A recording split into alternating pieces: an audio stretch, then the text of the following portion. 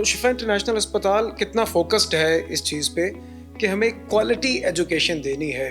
ہماری national ایکریڈیٹنگ bodies ہیں جیسے PMDC ہے اور college of physician and surgeons ہیں، ان سے ایکریڈیٹیڈ ہیں. کیا ایسی چیز ہے جو شفا انٹرنیشنل اسپتال کے اس پروگرام کو دوسروں سے ممتاز کرتی ہے؟ جو ہمارے ٹریننگ پروگرامس ہیں وہ 40 ڈفرینٹ اسپیشلٹیز میں ہم یہ ٹریننگس آفر کر رہے ہیں. میم ایسی کون سی ڈیولپمنٹس ہیں یا سادہ الفاظ میں کہوں کہ جدت ہے جس کو آپ نے انٹروڈیوس کروایا؟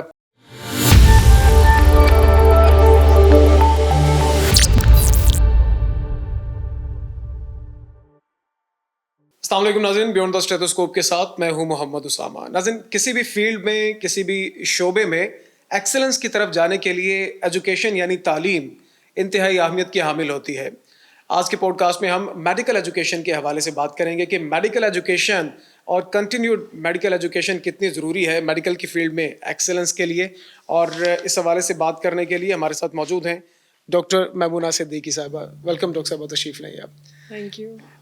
ناظرین، میں ڈاکٹر صاحبہ کا تعارف کرواؤں تو ڈاکٹر میمونہ شفا انٹرنیشنل اسپتال میں ڈائریکٹر میڈیکل ایجوکیشن کے طور پر اپنی ذمہ داریاں سر انجام دے رہی ہیں، لیکن اس کے ساتھ ساتھ ڈاکٹر میمونہ کنسلٹنٹ نیورولوجی اور اس کے ساتھ ساتھ نیورولوجی ڈپارٹمنٹ کے ہیڈ کے طور پر بھی اپنی ذمہ داریاں سر انجام دیں گے. ڈاکٹر صاحبہ، شکریہ تشریف لانے کے لیے. میں نے آپ کا ایک مختصر سا تعارف تو کروایا، لیکن ہمیں ڈاکٹر میمونہ کے بارے میں ڈاکٹر میمونہ خود سے اگر بتائیں، اپنا تعارف کروائیں، اپنی ارلی لائف کے حوالے سے، تعلیم کے حوالے سے، یہاں تک پہنچنے کی ایک مختصر جرنی اگر آپ ہمارے ساتھ شیئر کریں. لمبی جرنی ہے. آل یورز، ٹائم آپ کے پاس ہے. تو ابتدائی زندگی کے بارے میں بیسیکلی آئی ایم اے کراچیائٹ. کراچی میں پیدائش ہوئی تھی اور ابتدائی تعلیم، اسکولنگ، کالج وہیں پہ کیا. میں نے Shaheen high school PF air force کے اسکول سے پڑھا تھا، پھر اس کے بعد PSHS کالج سے FSC کیا، پھر ڈو میڈیکل کالج جو اب do university of health sciences ہے، ادھر سے MBBS اور ہاؤس جاب کی سول ہاسپٹل سے. اس کے بعد میں نے اسپیشلائزیشن پہلے میڈیسن میں، انٹرنل میڈیسن میں کی، وہ بھی کراچی سے لیاقت نیشنل ہاسپٹل سے. FCPS میڈیسن کے بعد پھر میں نے 1 سال تقریباً حیدرآباد میں کام کیا تھا ایز اے میڈیکل اسپیشلسٹ. اور پھر میں نے دوبارہ سیکنڈ فیلوشپ جوائن کی لیاقت نیشنل ہاسپٹل میں نیورولوجی میں، اور پھر نیورولوجی میں اسپیشلائزیشن کی. اور یہاں شفا انٹرنیشنل میں نے 2007 جو میں جوائن کیا تھا ایز اسسٹنٹ کنسلٹنٹ نیورولوجی. اور پھر اس کے بعد ٹائم کے ساتھ ساتھ ایکسپیرئنس اور کرتے ہوئے پھر 2013 سے میں ہیڈ آف دا ڈپارٹمنٹ ہوں، اور لاسٹ ایئر تک پروگرام ڈائریکٹر نیورولوجی. اور ابھی ریسنٹلی میں نے جوائن کیا ایز اے ایڈیشنل رسپانسبلٹیز ملی ہیں as a medical director, medical education. Right. Madam, ہمیں بتائیے کہ میں عموماً یہ سوال پوچھتا ہوں ہمارے جتنے بھی مہمانان یہاں پہ آتے ہیں کہ میڈیکل کی طرف آنے کا رجحان کیسے؟ کیا کوئی جمز بچپن سے ہی تھے کہ میں نے میڈیکل پڑھنا ہے، میں نے ڈاکٹر ہی بننا ہے، یا ٹائم کے ساتھ ہوا کے بہاؤ کی طرح کہ میڈیکل میں آ گئے؟ نہیں، بچپن سے نہیں شوق تھا. لیکن یہ کہ جب کالج میں جب یہ ڈیسائیڈ کرنا ہوتا ہے تو اس وقت زیادہ آپشنس، مطلب میں کافی پرانی بات کر رہی ہوں، تو اس وقت یہ ہوتا تھا کہ آپ یا تو میڈیسن میں جاتے ہیں یا انجینئرنگ میں جاتے ہیں. تو پھر اس وقت آئی چوز میڈیسن. تو I think that was a good decision. Right. Ma'am, ہم اگر آپ کے ابھی رول کی بات کریں، ڈائریکٹر میڈیکل ایجوکیشن، تو کائنڈلی ہمیں اپنا رول ایلیبریٹ کریں، ہماری رہنمائی کریں کہ ڈائریکٹر میڈیکل ایجوکیشن کا رول کیا ہوتا ہے، وہ کرتا کیا ہے؟ اوکے. تو شفا انٹرنیشنل ہاسپٹل میں ایک پورا پوسٹ گریجویٹ ٹریننگ پروگرام ہے، یعنی کہ لوگ جب اپنی اسپیشلائزیشن مختلف اسپیشلٹیز میں کر رہے ہوتے ہیں تو وہ پورا جو ٹریننگ پروگرامز ہیں، اس کے علاوہ جو ہاسپٹل میں ہاؤس جاب کے لیے جو بچے آتے ہیں ان کی جو ہاؤس جاب ہے، جو اسٹوڈنٹس، نہ صرف میڈیکل اسٹوڈنٹس بلکہ نرسنگ اسٹوڈنٹس، جو الائیڈ ہیلتھ سائنسز کے لوگ اسٹوڈنٹس میں یہاں پہ روٹیشنس کے لیے یا اپنی پریکٹیکل اس کے لیے آتے ہیں، ان کو اس پورے چیزوں کو دیکھنا، ان کو مانیٹر کرنا، ان کی آرگنائزیشن وغیرہ، وہ سارا کام جو ہے وہ میڈیکل ایجوکیشن ڈپارٹمنٹ کا ہے، اور اس میں ڈائریکٹر میڈیکل ایجوکیشن جو ہے وہ بیسیکلی اس کو لیڈ کرتا ہے. میڈم نہ صرف آپ ڈائریکٹر میڈیکل ایجوکیشن ہیں، جیسے میں نے اپنے انٹرو میں بتایا، آپ کیونکہ نیورولوجی ڈپارٹمنٹ کو لیڈ بھی کر رہی ہیں، خود بھی کنسلٹنٹ ہیں نیورولوجی میں. اتنا سب کچھ، بلکہ اگر میں یہ کہوں کہ اتنا مشکل سب کچھ آپ کس طرح سے آسانی سے مینیج کر لیتی ہیں؟ میرا خیال ہے اگر آپ اپنے کام کو انجوائے کرتے ہو اور آپ کو تو وہ پھر آپ کو برا نہیں لگتا یا اس کو کرنے میں پرابلم نہیں ہوتی اور فٹیگ نہیں ہوتا. تو بیسیکلی میں نے اسٹارٹ تو ظاہر ہے جیسے کلینیشین کیا، اور پہلے میڈیسن اور پھر نیورولوجسٹ. اور نیورولوجی میں جب نیورولوجسٹ ایز اے کام کر رہی تھی تو اسی میں پھر پروگرام ڈائریکٹر بھی تھی ایک ٹائم پہ نیورولوجی ریزیڈینسی پروگرام کے. تو اب ظاہر ہے کہ یہ ایڈیشنل رسپانسبلٹیز ہیں، تھوڑا مشکل تو ہوتا ہے کیونکہ ایک طرف یہ سارا ایڈمنسٹریٹو اور یہ سارا کام ہے اور دوسری طرف کلینک ہے. پر بیکاز ایک پیشن ہوتا ہے نا، ٹیچنگ جو ہے وہ آپ اور یہ سب بغیر پیشن کے نہیں کر سکتے.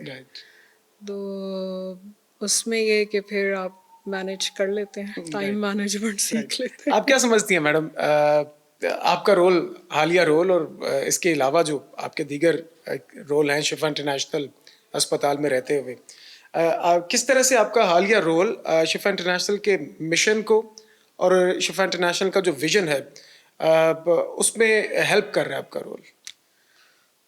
تو جب جیسے میں نے بتایا کہ جو میڈیکل ایجوکیشن ڈپارٹمنٹ ہے وہ بیسیکلی سارا جتنی بھی ٹریننگ پروگرامز ہیں، اور خاص طور پہ جو پوسٹ گریجویٹ جو ہمارے جونیئر ڈاکٹرز ہیں ان کو دکھتا ہے. تو اس میں جو ایکسلنس ہے، اس میں جو ہم نے آگے کی طرف بڑھنا ہے، اور اس میں اپنے جو ٹرینیز ہیں ان کو بیسٹ کوالٹی ٹریننگ اور ایجوکیشن دینی ہے ہر حوالے سے. تو اس کے لیے یہ رول، اس میں ہم ایک اہم کردار ادا کرتے ہیں کہ جو ٹریننگ انہیں مل رہی ہے وہ ہائیسٹ کوالٹی کی ہو، تاکہ وہ ایک نہ صرف بہت اچھے نالجبل اسکلفل ڈاکٹرز اور اسپیشلسٹ بنیں، بلکہ وہ ایک اچھے انسان، ہیومن، اچھا جو ایک ڈاکٹر کی ایک تعریف ہوتی ہے وہ اس پہ پورا ہوتے ہیں. وہ ایمپیتھیٹک ہوں، اپنے مریضوں کے بارے میں، اپنے پیشے کے بارے میں کمپیشنیٹ ہوں.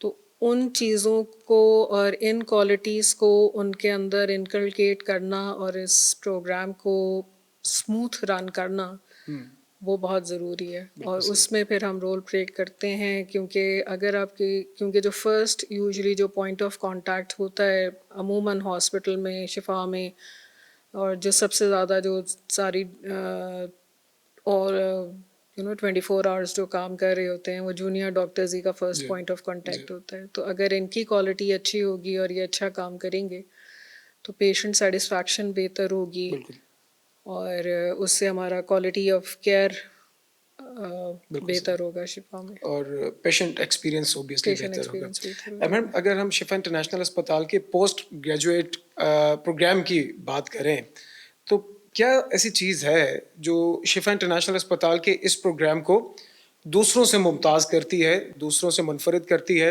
اور اگر آپ ہمیں اسی سوال سے لنک کرتے ہوئے کہ اگر آپ ہمیں اس پروگرام کے حوالے سے بتا سکیں ہم کیا آفر کر رہے ہیں. تو شفا کا جو پوسٹ گریجویٹ پروگرام ہے یہ بیسیکلی اسٹارٹ ہوا تھا 2007 میں، اور it's a very humble start.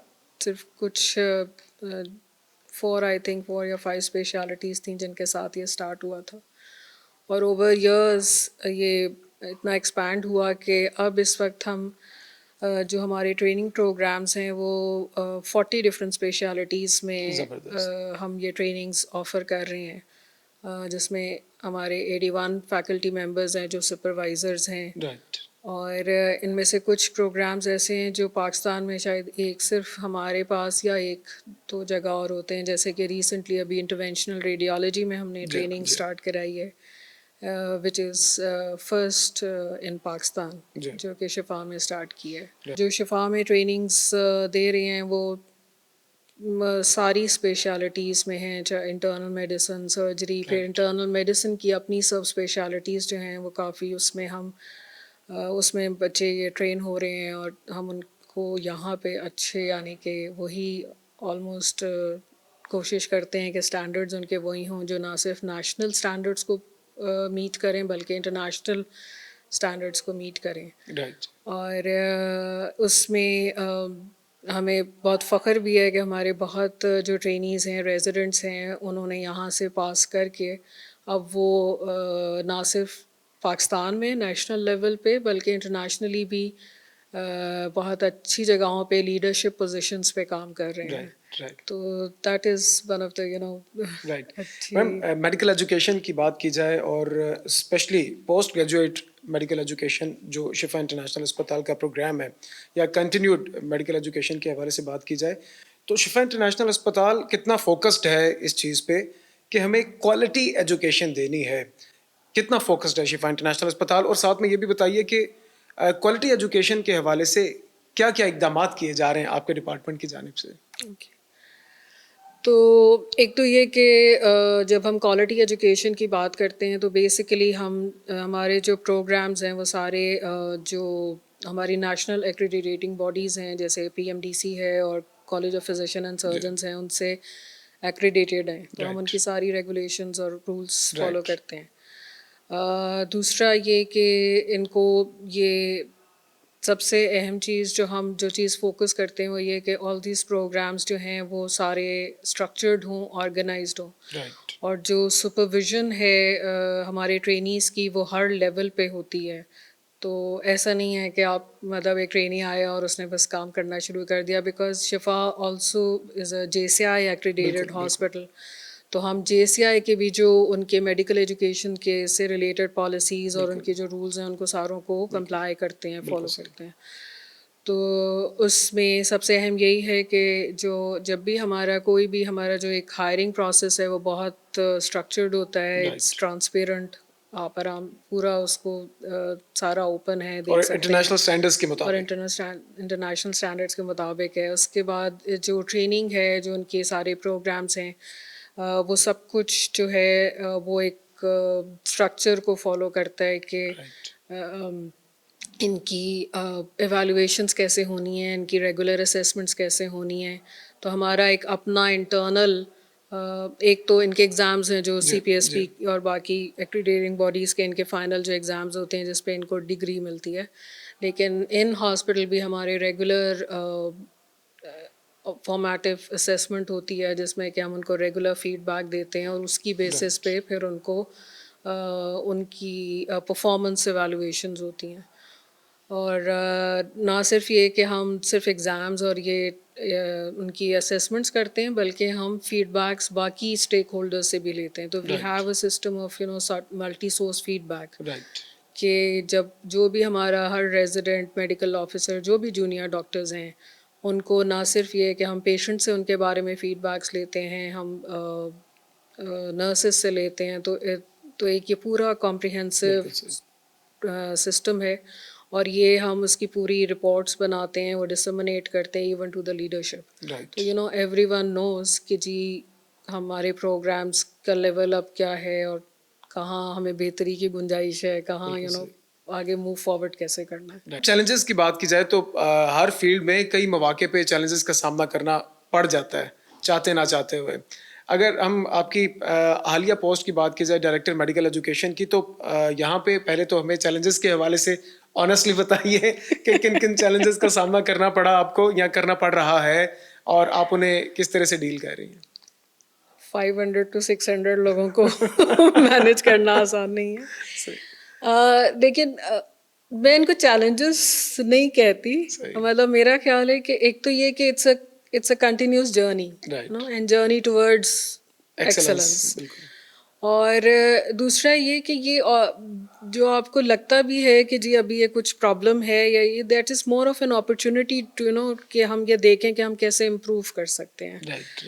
تو چیلنجز ہوتے ہیں کیونکہ ظاہر ہے ہمارے پاس ریزیڈنٹس جو ہیں وہ آل اکراس پاکستان آتے ہیں، بالکل صحیح. اور they come from diverse culture, diverse backgrounds, different level of trainings, ان کی اپنی جو بیک گراؤنڈ نالج ہے، تو ان سب کو ایک اسٹینڈرڈ لیول تک لے کے آنا، دیٹ از اے کنٹینیوس ایک پروسیس ہے جس کو کہ ہم فیس کرتے ہیں، اور کنٹینیوس ہماری ایک یہ جد و جہد جاری رہتی ہے کہ سب لوگ کم از کم ایٹ پار ہوں، جو جے سی آئی کے اور جو ہمارے باقی اسٹینڈرڈز ہیں ان کو پورا کر سکیں. بالکل صحیح.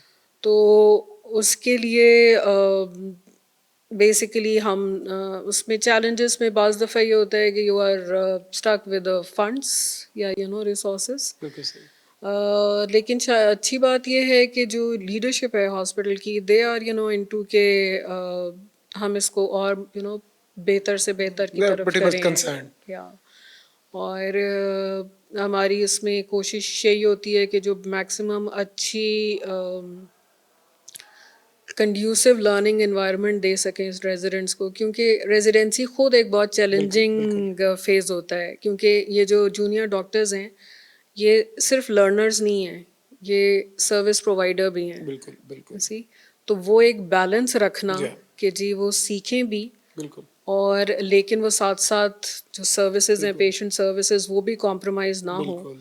تو that is I think challenge, but الحمد للہ because we have a very good support system, team بہت اچھی ہے.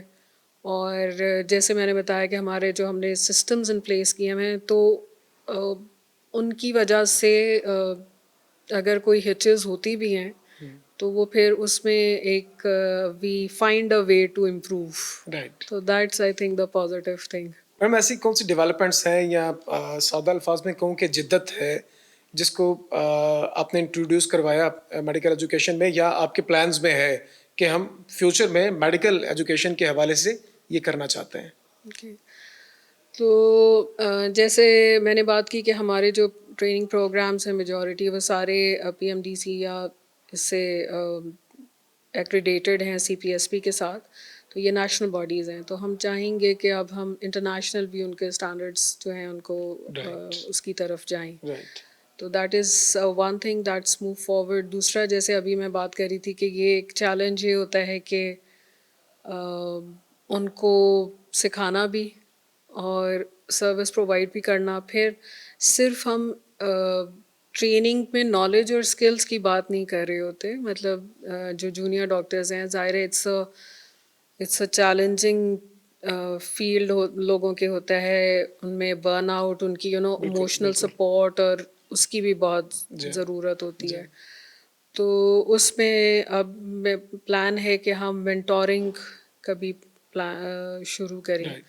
تو اس سے یہ ہے کہ they will also get an additional support, mentor جو ہے کہ جس کے ساتھ وہ اپنی نہ صرف ایکیڈیمکس نہیں، کیونکہ ایکیڈیمکس میں دے ہیو سپروائزرز جو کہ سی پی ایس پی کے اپرووڈ سپروائزرز ہوتے ہیں، لیکن مینٹور وہ ہے جس کے ساتھ وہ باقی اپنی چیزیں بھی ڈسکس کر سکیں. If they need some kind of emotional support, کوئی سوشل ان کے مسئلے ہیں جن سے وہ آرام سے، تو یہ تو ایک جو چیز جس پہ ہم کام کر رہے ہیں وہ یہ ہے کہ اوپن چینلز ہوں کمیونیکیشن کی.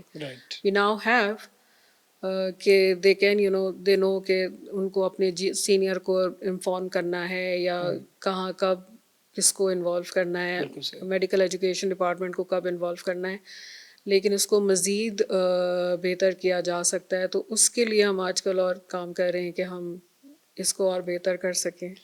پی جی ایم اے کی میڈم اگر آپ کوئی ہمیں جو مثال کوئی اگر آپ کوٹ کرنا چاہیں، ابھی شروع میں آپ نے کہا کہ ہمیں فخر بھی ہوتا ہے کہ جو ہمارے یہاں سے پی جیز ہوتے ہیں وہ نہ صرف پاکستان میں اچھی جگہوں پہ بلکہ انٹرنیشنلی بھی سرو کر رہے ہیں اور لیڈرشپ پوزیشنز پہ وہ سرو کر رہے ہیں. ایسی کوئی قابل ذکر مثال آپ اگر کوٹ کرنا چاہیں؟ جیسے ایک تو سب سے اہم مثال یہ ہے کہ ہمارے اب تک اراؤنڈ 50-60 ہمارے اپنے ریزیڈنٹس ہیں جو اس وقت شفا میں ایز اے کنسلٹنٹ کام کر رہے ہیں. آئی think that is one of the biggest achievement کہ آپ ہی کے جو جونیئرز ہیں اور بچے ہیں وہ آپ आपने उनको खुद ट्रेन किया and now you know they are serving in the same ji organisation. इसके अलावा हमारे जैसे एक रेजिडेंट्स हैं जिन्होंने इंटरनेशनल स्कॉलरशिप्स ली हैं अमेरिकन एकेडमी ऑफ न्यूरोलॉजी के उधर के उसमें दे वर selected all over the world one of our resident right for that award जो उनकी जो उसने काम किया. तो आई थिंक के और इसी तरह last year we have like around more than 100 publications in you know. Excellent तो आई थिंक के most different you know levels पे like more both in academics research. तो हमारे जो residents हैं trainees हैं they are performing very well considering के ये programs हमारे इतने पुराने नहीं हैं. मतलब it started in 2007 तो as compared to बाकी पाकिस्तान के मुख्तलिफ और मैं programs मैडम के. अगर आपसे ये पूछूं कि इन तमाम आपके प्लान्स को मद्देनज़र रखते हुए और हमारी इस परफॉर्मेंस को मद्देनज़र रखते हुए मुस्तकबिल में आप पोस्ट ग्रेजुएट प्रोग्राम्स को शिफा इंटरनेशनल अस्पताल के कहाँ पे देखती हैं और अभी करंटली आप क्या रेट करेंगी हमारे इन प्रोग्राम्स को 10 में से कितना रेट करेंगी? मैं तो 10 में से 9 तो कर ही दूंगी. राइट ज़बरदस्त. फ्यूचर क्या नहीं आई देखते थिंक हैं? नंबर्स वो नहीं है बट आई थिंक कि अगर हमारे जस्ट क्योंकि because it's a private hospital जी, जी. और जितनी जो हमारी रिसोर्सेज हैं जो हमारी Limitations हैं हैं, लिमिटेशंस हैं उसमें आई थिंक कि we are doing a good job but at the same time I agree कि देयर ऑलवेज रूम फॉर बिल्कुल इम्प्रूवमेंट. बिल्कुल नो डाउट. तो जो आगे हम देखना चाहेंगे कि हम अपने पोस्ट ग्रेजुएट प्रोग्राम्स में एक और चीज़ जिस पे कि अब काम करना शुरू किया है बट जाहिर है कि वो थोड़ा मुश्किल इसलिए कि because that needs a lot of funding कि हम यहाँ पे सिमुलेशन लैब बनाएं. राइट क्योंकि जब हम बात करते हैं JCI की और शिफा में भी जो पेशेंट सेफ्टी है that is number 1 you know our priority. तो जब पेशेंट सेफ्टी की बात करते हैं तो उसमें अगर हम सिमुलेशन बेस्ड लर्निंग इंट्रोड्यूस कराएं कुछ लेवल पे हमारे हो रही है राइट लेकिन नॉट यू नो एट जिसे Bigger कहते हैं level. High level. तो वो एक एरिया है जिस पे कि जो कि मैं समझती हूँ कि जिस पे हमें काम करना चाहिए. राइट क्योंकि ना सिर्फ इससे ये कि हमारे लेवल ऑफ ट्रेनिंग बहुत बेहतर और हो जाएगा और हम अपने ना डॉक्टर्स को भी एक सेफ़ इन्वायरमेंट देंगे ट्रेनिंग की मज़ीद और पेशेंट्स की सेफ्टी के लिए भी ये बहुत अहम होगा. मैडम कोई ऐसी दो चीज़ें क्योंकि आप बराह रास्त अब जो नए मेडिकल स्टूडेंट्स हैं पोस्ट ग्रेजुएट करने के लिए आते हैं उनसे बराह रास्त आप एक ताल्लुक़ में रहती हैं तो ऐसी कौन सी दो चीज़ें अगर मैं आपसे पूछूं 3 नहीं चलें 2 पूछ लेते हैं. 2 चीज़ें ऐसी जो कि आप चाहती हैं कि यार ये बिल्कुल नहीं होनी चाहिए इन स्टूडेंट्स में अगर आप बता सकें. स्टूडेंट्स में अच्छा जो होना चाहिए ना जैसे मैंने बात की कि एक सबसे अहम चीज़ ये है कि they should be honest. Right honest to themselves, to the profession and to the people. और honesty सिर्फ ये नहीं है कि आप रिश्वत ना लें. हाँ यानी कि अगर आपने काम करना है तो उसको अपने बेस्ट पॉसिबल बिल्कुल सही. एफर्ट दें. That is honesty to the work. या आपका अगर जो टाइमिंग्स हैं वो उनको आप रखें. तो अगर आप ऑनेस्ट हैं अपना अपने काम अच्छे साथ से करें तो वक्त से. फिर that is the I think सबसे वो जो कहते हैं ना इंसानियत की लेकिन मैडम खिदमत. मैंने सवाल पूछा था कि 2 चीज़ें ना जो आप हो. चाहते हैं कि ये ना हो. जो एक चीज़ है ना होना एक चीज़ जो मैं देखती हूँ वो शायद इट्स नॉट यू नो पूरा कि अक्रॉस बोर्ड बात नहीं हो रही लेकिन वो एक काम करने की ना वो नहीं है लगन या वो जैसे कहते हैं ना एक जज्बा या जो हम बात कर रहे थे कि पैशन होता है ना तो वो पता नहीं शायद यस हो जाएगा कर लेंगे. तो यू नो वो जो शॉर्टकट्स इस्तेमाल कर रहे होते हैं और ख़ास तौर पे हेल्थ में हेल्थ प्रोफेशन में चाहे आप सिर्फ मेडिसिन में ही नहीं नर्सिंग एलाइड हेल्थ साइंसेस इधर जो है वो ये शॉर्टकट्स नहीं चलते. बिल्कुल सही. तो you have to be you know honest and have to give your 100%, کیونکہ آپ کی ایک ذرا سی غلطی کسی کی جان بالکل بالکل اس کی ایٹ اسٹیک آ سکتی ہے. بالکل صحیح. تو یہ جو ایک ایٹیٹیوڈ ہے نا آج کل، وہ ہو جائے گا چھوڑ دیں گے، ایک یہ چیز جو ہے یہ ایک پرابلم ہے. جو نئے لوگ اس فیلڈ میں میڈیکل ایجوکیشن کی فیلڈ میں پڑھنے کے لیے نہیں پڑھانے کے لیے آنا چاہ رہے ہیں، ان کے لیے کیا پیغام آپ دینا چاہیں گے؟ آج کل تو اب خیر یہ بہت اچھی اپرچونیٹیز ہیں، کیونکہ جب سے یہ کمپلسری ہوا ہے میڈیکل ایجوکیشن ڈپارٹمنٹ، تو now they are lot of openings also. اور لیکن وہی بات ہے کہ پڑھانا جو ہے نا، پڑھانے کے لیے آپ کو ایک ایکسٹرا وہ کرنا پڑتا ہے. پڑھانا زیادہ مشکل کام ہے کسی کو سکھانا، لیکن پڑھانا کی اپنی ایک پڑھانا وہ کہتے ہیں نا یہ نبیوں کا شیوارہ ہے. بالکل بالکل بالکل. تو اس لیے جو لوگ اس میں آنا چاہتے ہیں، جیسے میں نے بات کی کہ اپرچونیٹیز اب بہت زیادہ بڑھ گئی ہیں. ہر میڈیکل کالج میں ایک میڈیکل ایجوکیشن ڈپارٹمنٹ وہ ہے، تو اس کا مسئلہ نہیں ہے آپ کو. لیکن جو کوالٹی ہے نا میڈیکل ایجوکیشن جو پڑھانے کی، وہ اس کو مینٹین کرنا بہت ضروری ہے. اور اس کے لیے جب تک کہ آپ میں صحیح جذبہ نہیں ہوگا کرنے کا، یا واقعی اس سوچ کے ساتھ نہیں آئیں گے کہ ہم نے اس کو کچھ اس میں بہتری لانی ہے، تو اس وقت تک پھر چیزیں چینج نہیں ہوں گی. مجھے لگتا ہے پاکستان میں مسئلہ ہمارا یہ ہے کہ ہم اب جو ہے نا وہ صرف ایوریج کام کر رہے ہیں. رائٹ. یا اب جیسے ہمارے اب میڈیکل ایجوکیشن بھی جو ہم نے پڑھی تھی وہ بہت چینج ہو گئی ہے. وہ بالکل ایسا نہیں ہے جو یہاں پہ. جب ایون میں نے 2007 میں جب جوائن کیا تھا، تو جو یہ میں اس طرف آئی بھی میڈیکل ایجوکیشن میں زیادہ، اس کی ایک وجہ آئی تھنک اس وقت کہ شفا کالج جو ہے وہ ماڈیولر سسٹم پہ جا رہا تھا، تو آئی گاٹ انوالوڈ. اچھا اس وقت مجھے بالکل سمجھ میں نہیں آتا تھا کہ یہ لوگ کیا باتیں کریں، بیکاز میڈیکل ایجوکیشن جس طرح سے ایک ہر اسپیشلٹی ہوتی ہے، اس کی اپنی ایک لینگویج، اپنا ایک چیزیں ہوتی ہیں.